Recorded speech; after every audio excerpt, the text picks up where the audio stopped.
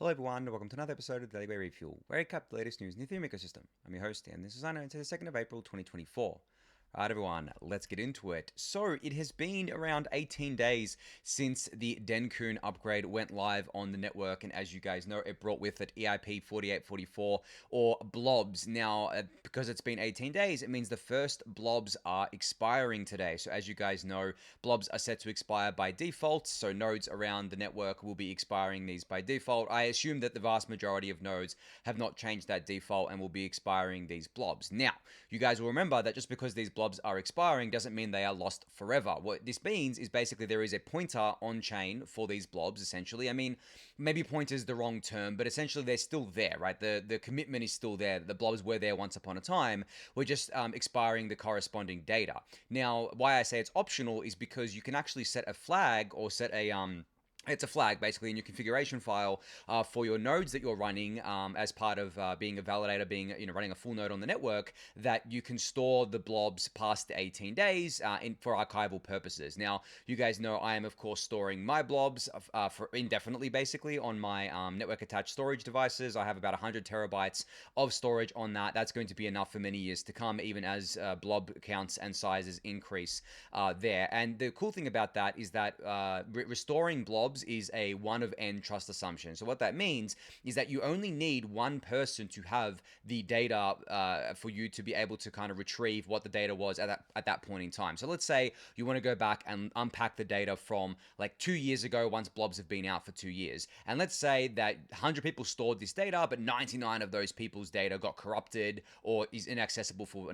whatever reason. And then there's only one person that has the data. That's fine, because that one person can just go send it to everyone else, and that they can now store it, and they've got cryptographic proof that that data corresponds to the pointer on chain because of the hash that's basically on chain, because of the state root commitment.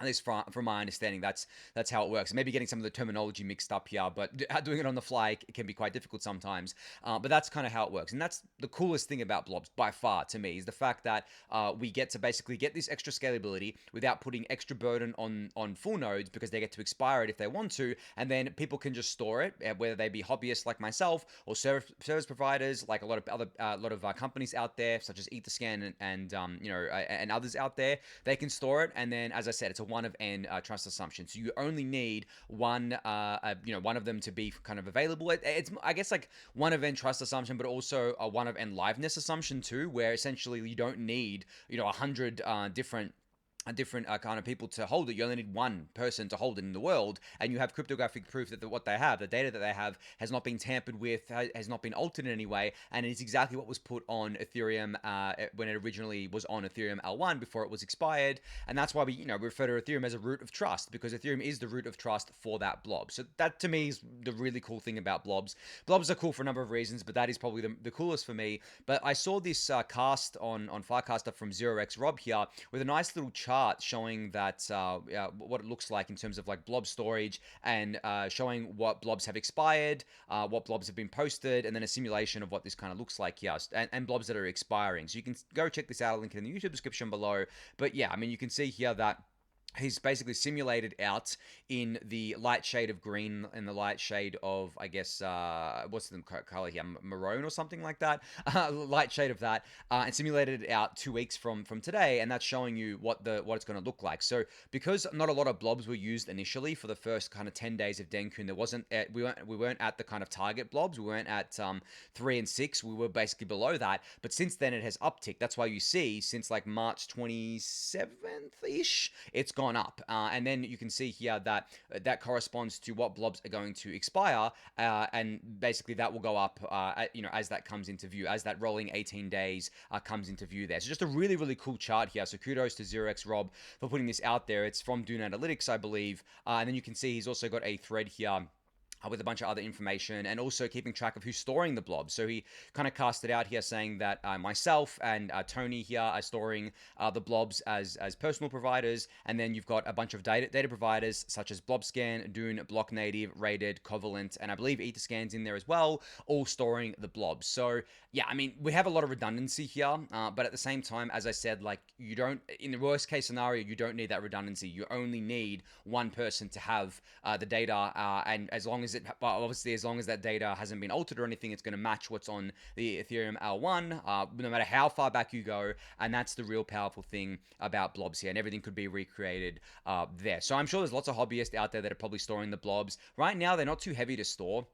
I believe that based on, I guess, storage, ZeroX Rob tweeted out saying that nodes currently hold around 25 gig of blob data, but this number will continue to rise and reach a max of 50 gig in about 2 weeks. So essentially, like when we're at the max blob counts, because blobs are obviously, the target of 3, a max of 6, once we reach that and have that consistently being reached, essentially, I think the most a node will hold for that 18-day period is an extra 50 gig. So if you kind of extrapolate that out, and then you say, okay, well, if you're not expiring the blobs and you're just storing them long term, what's that going to look like? Well, 18 days. I mean, I have to do the math here. 365 divided by 18, you got like 20 slots there times 50 gig will give you a terabyte, essentially. Yeah, I mean, I could have done that in my head, actually. So yeah, an extra terabyte or so of data to store. And as I just said, I have 100 terabytes of NAS storage. So if the blob size and count remain the same as it is today, which it won't, but if it remained the same as it is today, I could store these things continuously for 100 years without upgrading anything. And obviously, you can add more storage over time, and there's going to be advancements in that over time as well. But I'm storing them on hard drives as well, so it's very, very cheap to do this. I think that the data providers would be storing them on solid state drives, because if you want to essentially service them, if you want to basically have a service running where people can go there and instantly look up what's a part of those blobs, it would need to be done on solid state drives, because hard drives would just be too slow here. But for archival purposes, when you're not actively serving it to a network or serving it to people, then you can store it on hard drives. And that's what I'm doing here, because it's just being stored on there long term. I'm just doing it as a hobbyist. I'm not trying to monetize it or trying to set up any service for it or anything like that. I just thought it was something cool to do there. But yeah, I guess going forward, guys, we're going to be expiring blobs pretty much like every epoch now. Which is really cool. I think that, this really shows that the blob expiry is working as well. That was something that I guess was we needed to see kind of tested on mainnet, and it's working just fine. People are either storing it or not. That's the way it's going to be going forward there.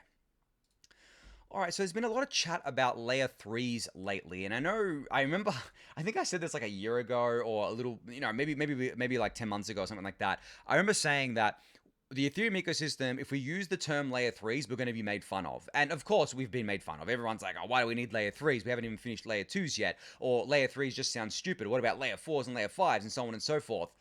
That was obvious to me that would happen, because people would just make fun of layer 2s anyway for whatever reason. But the reason I'm bringing it up today is because Vitalik actually put out a post about 1.5 years ago on layer 3s. And he says here, the summary is that layer 3s don't magically improve throughput even more, though they can reduce some fixed costs of batch publishing and deposits and withdrawals. So the blog post that he published in September of 2022, 2 days after the merge actually here, was titled, "What Kind of Layer 3s Make Sense?" So you can go give this a read for yourself.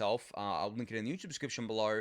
But there seems to be two camps right now, where there are people that are very much like against layer 3s. Two camps within like the layer 2 or roll up kind of ecosystem. So there are people and teams that are very much against layer 3s and feel like that they're redundant or are basically a failure of layer 2s to scale, essentially, and that more work should be put into layer 2s rather than going to layer 3s.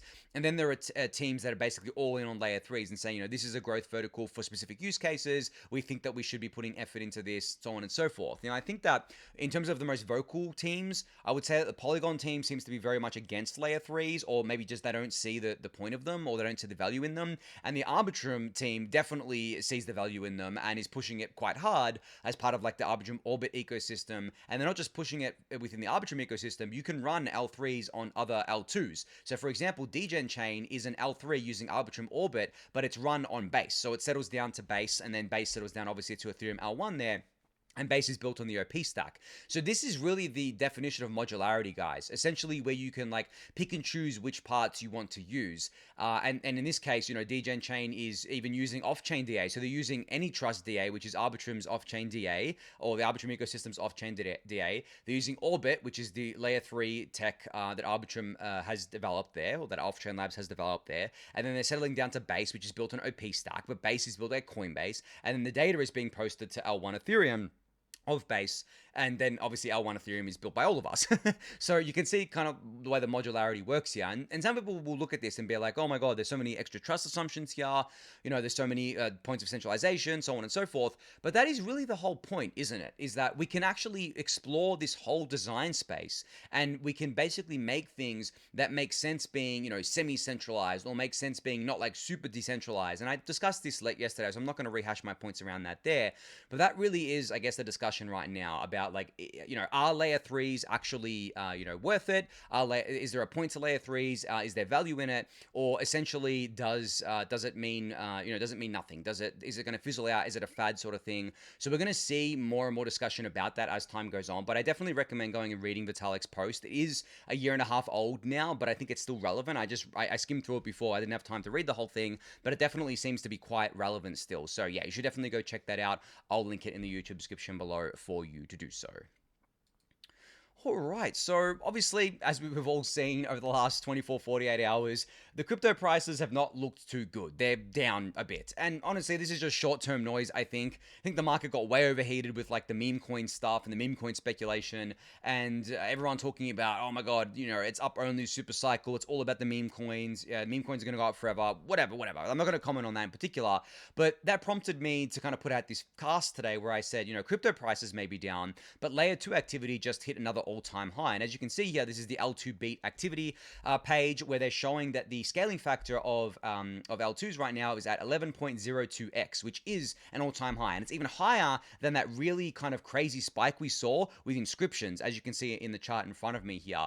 And guys, like, this is obvious to anyone paying attention that layer 2s is just having a moment, so to speak. Like, they're just absolutely killing it right now. Very much led by Base, I think. Base is having its own moment with meme coins and NFTs and Farcaster and stuff like that. But Arbitrum is also just continuing to grow, right? Arbitrum has been one of the strongest growing L2s for quite a while now, and they're continuing to grow in a really big way. And you can actually see here that on the chart essentially that Ethereum L1 TPS TPS basically is flat, and that's because Ethereum L1, we haven't increased the gas limit or anything like that yet. Even though there has been discussion about this, we haven't actually increased the gas limit yet, so the TPS is quite flat here, and that's by design, because essentially what we've done is we've basically said, okay, well, Ethereum L1's throughput and TPS is going to be low, and the only way we really increase it is via the gas limit, at least for the foreseeable future. But on L2s, they also have a concept of gas limit, but there are many different L2s, which, you combine them together and you get this TPS here. So essentially, I think that the TPS is at about 150 TPS across all these L2s right now. And this is an average over the last kind of 7 days. This isn't counting the, I guess, outliers. It's definitely averaged out here, but that's really cool. But you guys know that I don't think TPS is like a huge signal in terms of a metric. I mean, you guys know I don't really think any metrics are good within crypto. They can all be gamed in some way, but what I like to look at is trends. And as you can see here, the trend of L2s, even before this recent spike that happened over the last, I guess you could say, couple of months, it was up, right? It was up only, essentially. And this is not a cumulative chart. This is a chart that can go down. As you can see, there are some periods where it went down a little bit, but over the longer term, it has gone up. And that's exactly what we want to see. We want to see the capacity of these L2s continuing to increase over time, and that means that their scaling factors increase over time. And I guess speaking of capacity, this is a perfect segue into the other thing I wanted to talk about, which was that Base increased their gas target to 5 megagas per second today as promised. So once again, they've increased the, I guess, capacity of the Base network by around 50%, which means that fees declined very quickly here, and they're expecting them to stabilize, as Jesse Pollack casted out here. So you can see this chart that I showed the other day in the different lines here, the blue line being the gas limit going up again, then you've got the purple line being the used gas, and the base fee, which is the yellow line, going down as soon as they kind of increase the gas here. Now, I will expect this yellow line to go up again because of the fact that, I mean, we have the concept of induced demand here, but it's good to see that we, as I said last time when Base did this just a few days ago, it's really, really good to see that they're able to very kind of easily do this while remaining stable, and they're not doing it in a cowboy way. 100% increase is not really that much of a an increase in the grand scheme of things, especially because they were already being very conservative with their gas limit here. And as Jesse reiterates in his cast, Base's long-term goal is to achieve 1 gigagas per second, which is a 400x from here. And I think that they will achieve that, honestly. And I know that there's going to be not just a gas limit that goes into this, but there's going to be a lot of improvement on the EVM side just generally, and there are projects working on this that are going to benefit all these EVM L2s. So for example, Monad, even though it's a layer 1, they're going to benefit the entire EVM ecosystem. And then you have Mega ETH, which is doing basically what Monad's doing, but at layer 2 as well. That's going to benefit the Ethereum ecosystem. Then you got the layer 2s themselves going to be improving it. Arbitrum's doing their stylus thing, which is going to increase scalability because they're dropping costs to go, across different aspects such as compute and individual kind of costs that are tied to the execution side of things. So it's all happening in parallel, guys. And this is again the magic of the layer 2 rollup centric roadmap, is that we have all of these innovations, all of these developments happening in parallel. No need to go through the Ethereum L1 governance process. And yes, there's a trade-off here of the fact that these L2s are centralized and they have to go through stages to get to stage 2, where they essentially become quite decentralized. But at the end of the day, that's a trade-off I think worth taking. We need to scale, but we're not going to be able to scale, quickly through layer 1 because of the fact that layer 1 has a slow governance process. And we actually realized that. That's why we put Blobs into the network, because we essentially said, well, let's put Blobs into the network, let's future-proof them, and then let's make it so that we can add DAS to them, data availability sampling and sharding as well to that. And that way we can keep increasing the scalability at layer 1, even with the slow governance process, while the layer 2s can keep increasing their own scalability on the execution side. So this really is that holy grail that I've been talking about for years when it comes to L2s, when it comes to scalability on Ethereum, and we are finally realizing that especially over the past few weeks since Blobs went live. So I'm super excited to see all that playing out there, but you can go check out all of that. I'll link it in the YouTube description below for you to do so. All right, so speaking of Blobs, I think I've got a couple more things to talk about with regards to layer 2s, and then I'll move on. But speaking of Blobs, so because there's been a lot of demand for layer 2s lately, blob prices have started going up. Now, I covered this, I believe, yesterday by showing Dobby's blob dashboard, where you can basically see the inscriptions taking up a lot of capacity on here. So it's not just L2s, it's also inscriptions, but obviously L2s are contributing to it as well. And I'm going to bring up Dobby's dashboard so I can illustrate this to you guys. So you can see here, Blobs posted over the past 5 days is what Dobby's dashboard tracks. Around half of the blobs being posted belong to L2s, and the other half is inscriptions. And it's actually been quite crazy how, how stable inscriptions has been, because I actually am not seeing anyone talk about inscriptions at all. But they're there. They're taking up a lot of capacity right now with Blobs. And you can actually see that inscriptions are the single biggest user of Blobs right now. The second is Base, of course, because they're seeing the most activity. But then you have Linnea coming in as well here. Oh, wait, no, I should say, sorry. Yeah, so I was sorting it here.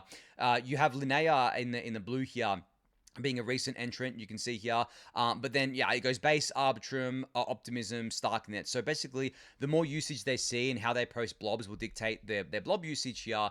But what I really wanted to kind of point out here is the fact that we're at capacity right now. We are, like you can see on this chart actually here, we are at capacity in terms of blobs, in terms of the target of 3 with a limit of 6. And that has been true for, I guess, like at least a week now or something like that. And now because of that, it means that the gas prices go up for blobs because of the fact that it follows a priority fee market. And as you can see on the screenshot here I took from the Ultrasound Money website, we have burned almost $2 million worth of ETH over the last 7 days. And I think it's less than that, over the last 5 days from just blobs alone. This does not include the actual L1, normal L1 fee markets. Because if I go to Ultrasound Money and actually look at the normal L1 fee market, you can actually see the difference here. It's quite a big difference still. But if I go here and I look at the last 7 days, we have burned 21,000 ETH.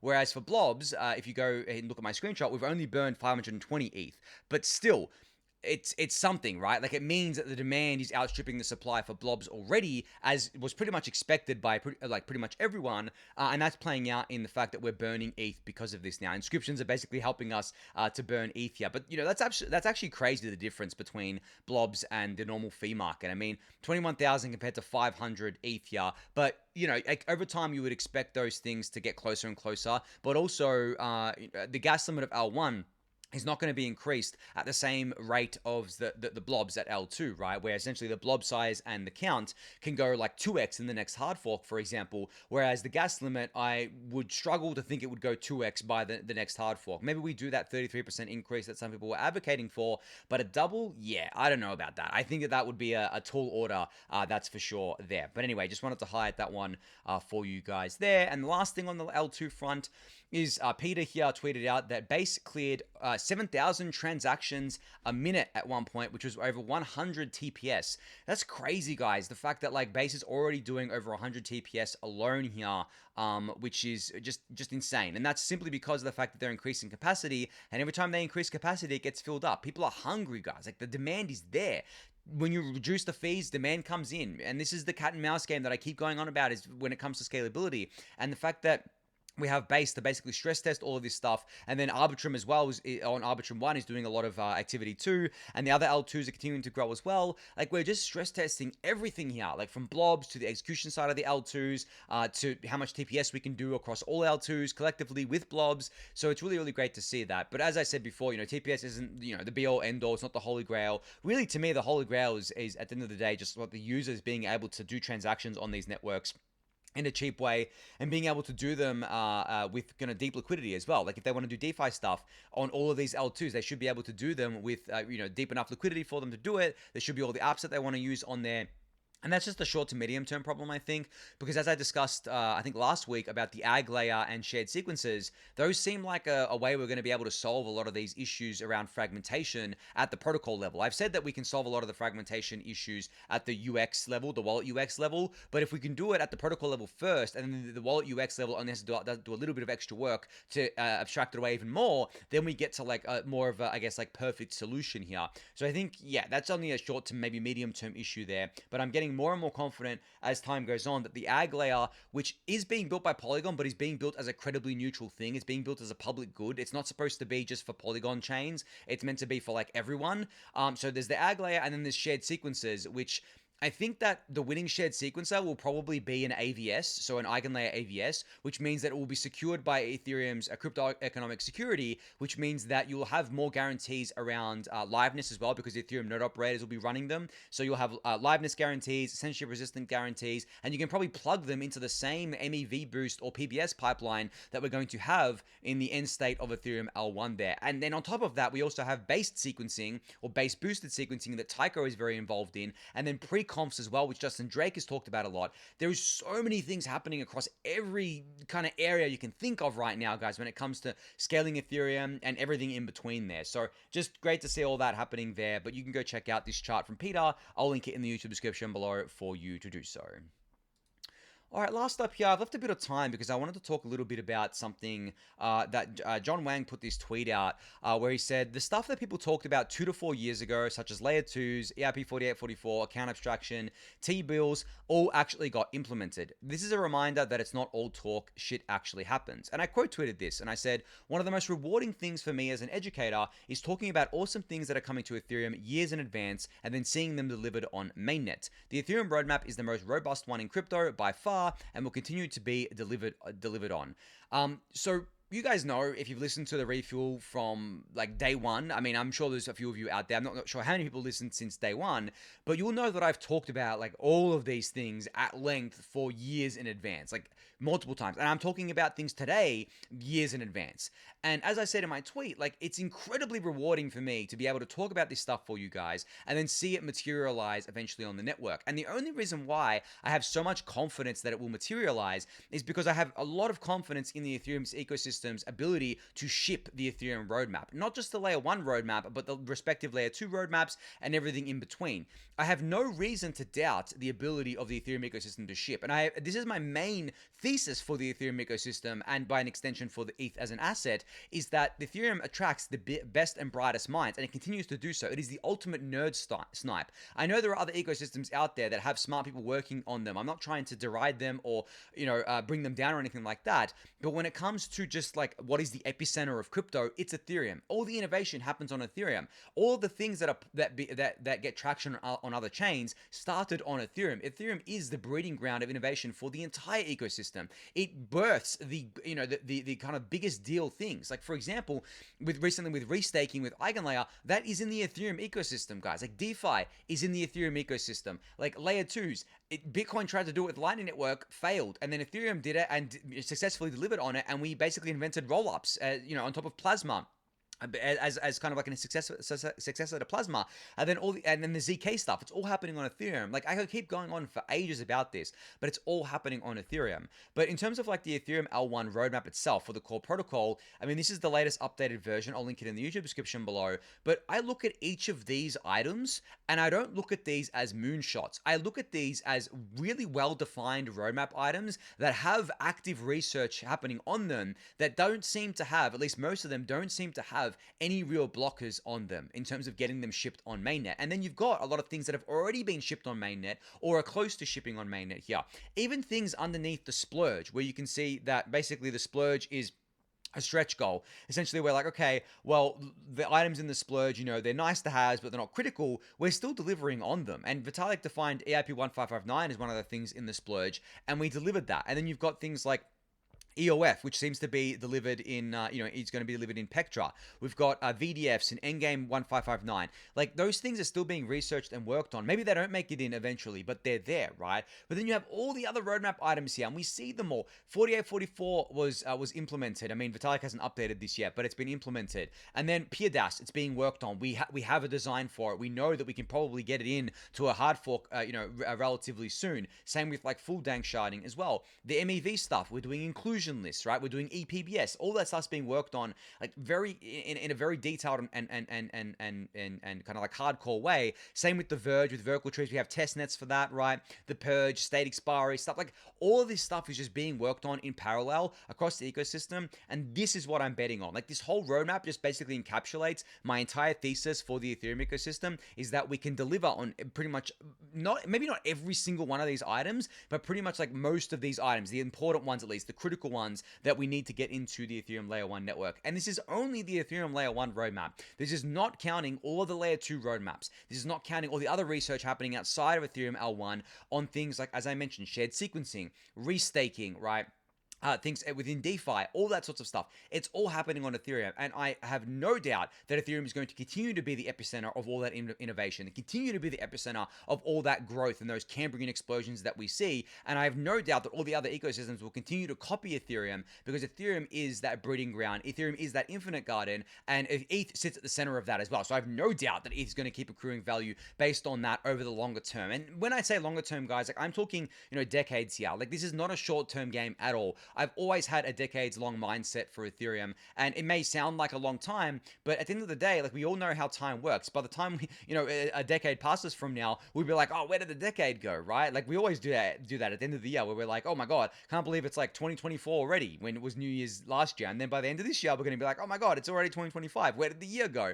It's because our perception of time, especially as adults, is quite warped, right? It's not something we really think about. We don't actively think about time passing. We don't actively like log every minute of our lives. Some crazy people may keep like journals, like very, very detailed journals, but most of us don't do that. So time is just like this abstract thing that we don't really think about. And then when we do think about it, it becomes this thing of, oh my god, like so much time has passed. And it's kind of the human condition, right? But outside of that, it's a bit philosophical for this discussion right now. In terms of Ethereum's roadmap here, I would say that to get most of this roadmap completed from here, it's probably another 6 to 8 years, I would say, which is fine, because that includes the stretch goals as well. But the thing is that this isn't the only thing that we're going to be doing. Like there's still going to be other things added to Ethereum here as we discover them. There's still going to be other things that we want to do far into the future, but over time, changes to the Layer 1 protocol will slow down once we've delivered the major things. Layer 2's will definitely be the main hub, the main epicenter. Layer 1 will be will maybe transition into something like a maintenance mode, where clients,